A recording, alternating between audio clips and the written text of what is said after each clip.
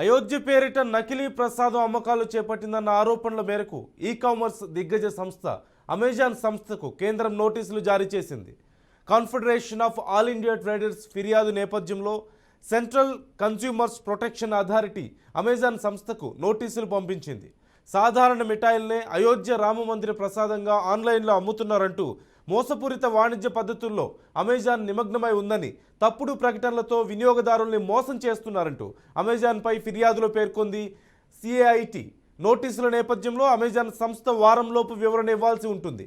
సరైన వివరణ కనుక ఇవ్వలేకపోతే వినియోగదారుల రక్షణ చట్టం 2019 ప్రకారం చర్యలు తప్పవంటూ హెచ్చరించింది CCPA.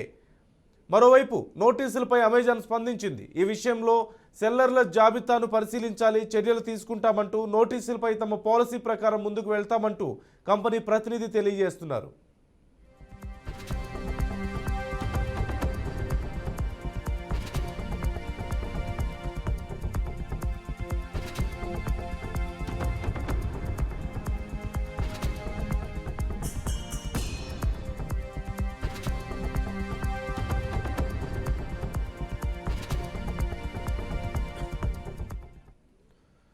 Crime bureau chief Satyanarayana అడిగి మరింత సమాచారం తెలుసుకుందాం. సత్యనారాయణ, అమెజాన్లో శ్రీరామ మందిరానికి సంబంధించి అక్కడి ప్రసాదం అంటూ స్వీట్స్ అమ్ముతున్నారంటూ నోటీసులు జారీ చేసినట్లుగా తెలుస్తోంది. పూర్తి వివరాలు ఎలా ఉన్నాయి? అసలు అమెజాన్లో ఏమని అమ్ముతున్నారు, ఎంత ప్రైస్కి అమ్ముతున్నారు, నోటీసుల్లో ఏం పేర్కొన్నారు, అండ్ అమెజాన్ ఎలా రెస్పాండ్ అవుతుంది?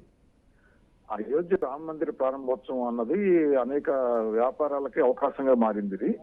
దీన్ని అమెజాన్ సంస్థ కూడా ఒక ప్లాట్ఫామ్, అమెజాన్ సంస్థ తమ ప్లాట్ఫామ్ మీద ఇల్లీగల్ గా కొన్ని యాక్టివిటీస్ చేస్తుందన్న ఫిర్యాదుని ఇప్పుడు ప్రభుత్వం దృష్టికి వచ్చింది.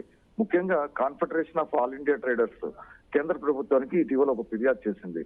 అమెజాన్ ప్లాట్ఫామ్ మీద శ్రీరామ ప్రసాదం లడ్డు ఒకటి, తర్వాత శ్రీరామ రఘుపతి నెయ్యి లడ్డు, కోయా కోఫీ లడ్డు, అయోధ్య రామ మందిర్ అయోధ్య ప్రసాద్, దేవి ఆవు పాలు ఇలా అమ్ముతున్నారు. వీటి మీద చర్యలు తీసుకోవాలని చెప్పేసి కేంద్రానికి కోరింది. సో కేంద్రం నుంచి ఇప్పుడు అమెజాన్కి ఒక నోటీస్ జారీ అయింది. వినియోగదారుల రక్షణ చట్టం 2019 ప్రకారం దీని మీద చర్యలు తీసుకుంటామని చెప్పేసి కేంద్రం స్పష్టం చేస్తుంది. వారం రోజుల్లో అమెజాన్ వివరణ కోరింది. అయితే అమెజాన్ వాళ్ళు చెప్తుంది ఏంటంటే, ఇది అమెజాన్ ప్లాట్ఫామ్ మీద ఎవరైనా విక్రేతలు పెట్టిన దానికి మాకు సంబంధం ఉండదంటూ వాళ్ళకి ఏదైనా ఇట్లాంటి సంఘటనలు జరిగినప్పుడు వాళ్ళని రిమూవ్ చేస్తామని మాత్రమే అమెజాన్ సంస్థ చెప్తుంది. కానీ అమెజాన్ సంస్థ రామ మందిర్ ప్రసాదం పేరిట ఉన్న ఉత్పత్తులను పెట్టడం అన్నది చాలా సంచలనం సృష్టిస్తుంది. కేంద్రం నోటీస్ ఇచ్చిన జారీ చేసిన నేపథ్యంలో ఇప్పుడు రామ మందిర్ ప్రసాదానికి సంబంధించిన లడ్డు ఆప్షన్ ని నిలిపివేసినట్లు మనకు స్పష్టంగా తెలుస్తుంది. ముందు okay, right, thank you Satyanarayana.